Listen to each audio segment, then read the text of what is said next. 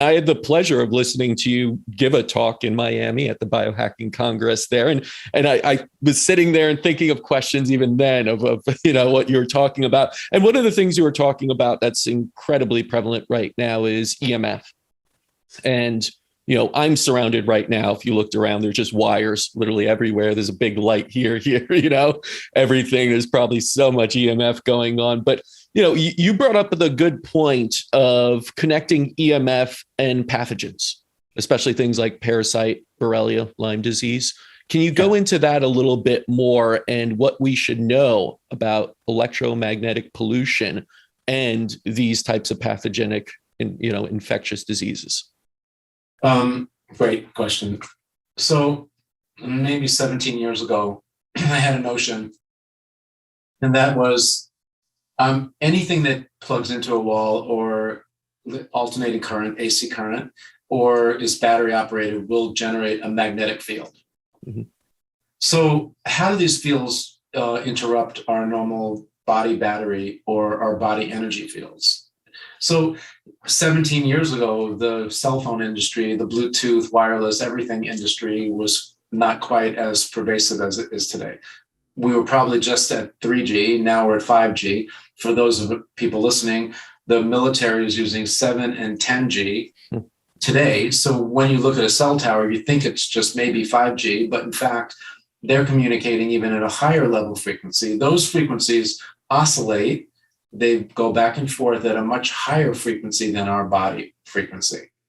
So the challenge there is that when our body gets in the way of an EMF, one of these frequencies, the frequency goes through us. And oftentimes our biology actually holds and harbors, our tissues hold that energy, that wavelength, and it's oscillating up here when our body is normally oscillating down here, our body energy.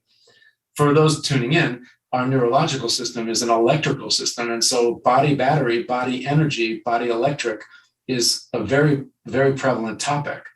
And these 5G, 7, 10G, these networks that the body harbors those frequencies disrupts our own body frequency. So now let's even dive a little deeper on this one. There's a practitioner on the West Coast, his name is Dr. Dietrich Klinghardt. He did a blood study.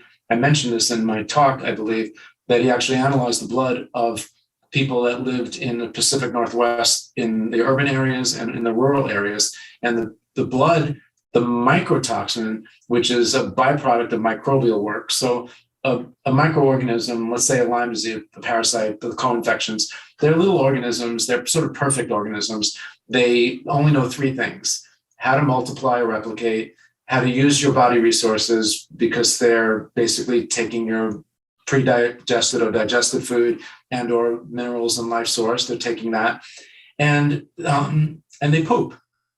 That's their whole existence. There's nothing more to it. They're not really intellectual about it, We've created perfect storms in our bodies, but what we noticed was that if we can change your body chemistry so that you're not a perfect host anymore, eventually these organisms have life cycles and they die off, and that's how your immune system gets stronger and you start to win. I'm sure you in just looking at some of your Lyme approaches, you really study and you dive into this pretty deep in your clinic, and I applaud you for that, because not many Lyme groups actually take a multidiscipline approach as you guys do, and I think that that's what you need to do. It's an integrated view in order for really to get to it, and that also includes emotional healing. We always forget about that one. So what happens, what we noticed in Klinghardt's study was that in the rural areas or let's say the city areas, the urban areas, the blood concentration of mycotoxins, which means the activity of the microbial effects of these little bugs, was 80 to 90 times greater, that poison, that toxin in the blood, than those in the rural areas. Well, if they're eating the same food, drinking the same water, and breathing the same air, basically because it's the same area, what is the real difference between the urban area and the rural area? The concentration of cell towers. These wavelengths that are energizing the bugs. That's why they're replicating more, they're pooping more. That's what's measurable in your blood. And so EMF, electromagnetic fields, exogenous man-made frequencies, not made by nature, actually will energize the bug, not and actually kind of suppress your immune system at the same time. The worst combination you can imagine. And so way back when, 17 years ago, I wasn't that smart. And certainly the cell phone business and wireless everything business wasn't quite as expansive as it is today. But I did have the notion, my notion was, if you're in my sauna and my sauna plugs into an outlet, I am generating an EMF. And so what's your body conflict? That was what I was focusing on. Will your body protect you against an EMF and collapse your biofield to protect you? Or, and so you can get the, or will you just receive the infrared frequencies from sunlight that has no EMF attached to it? What's it going to do if it had to choose? Frankly, I didn't know the answer. But what I did know, if I took EMF off the table, there wouldn't be a conflict. And so I actually schooled myself 17 years ago how to shield and block EMF from in our environment, in every device that we make here at Therasage. But that wasn't enough for me, and I'll tell you why. Because shielding and blocking is really reactive, meaning they come out with 3G, I dial up the formula to block and shield and so forth. And by the time I get that integrated into your home, they're coming out with 4G. And then I dial that up, now they're coming out with 5G and so forth. So I was really looking for something proactive, and that's actually the opus of a lot of my research now. And we've created what we call a hologram, which is a sort of a material that will actually hold a frequency, and we imprint close to 200 frequencies on these holograms that will bring you the earth charge, will bring you the esophageal and the Schumann frequencies.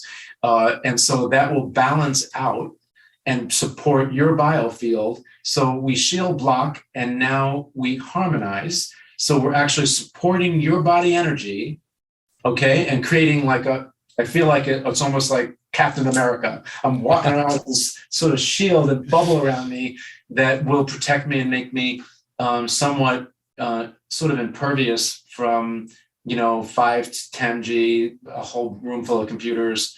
And so we install that technology on all of our devices, and I feel so strongly about it, we broke it out as a separate commodity in a sense that we sell. So you can put a sticker or a hologram on your phone or your laptop. You can put one in your Tesla battery operated car. All these places, all the niceties of technology that we want to enjoy in a safe manner in terms of your healthcare.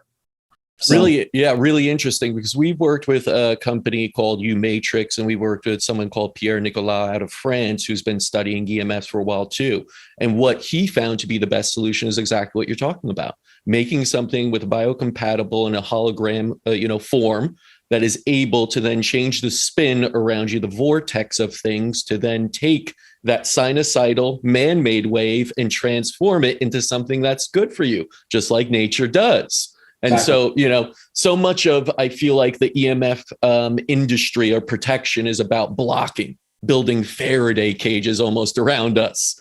And, not to knock it, but I heard Dr. McCullough at another biohacking conference with Dave Asprey. He was talking about sleeping in this silver tent and, cutting you off and going in and checking the E-meter and showing it at 0. But, I wanted to raise my hand. He wasn't taking questions, but say, what about the good waves? We can't sit in a Faraday cage and expect ourselves to regenerate that way. We need those wavelengths. We need certain frequencies in there. So I think, the way you're going about it, and this other company and others are now starting to see, it's not about cutting ourselves off completely from any frequencies and living in a kind of a bubble, let's say, because we require that, both cosmic and telluric, with the Schumann waves frequencies, for our cells to communicate properly and regenerate. Right. Absolutely. And people miss that, and they're trying to always block something, where it's more about transmuting and transforming. And I think that is the future of, what we should be doing as far as trying to protect ourselves or even harmonize our environments. Yeah, I couldn't agree with you more. And really what it is back to that primal healing and the way nature intended us to be. And right now the conflict is modern technology versus primal healing and, nature in its closest form.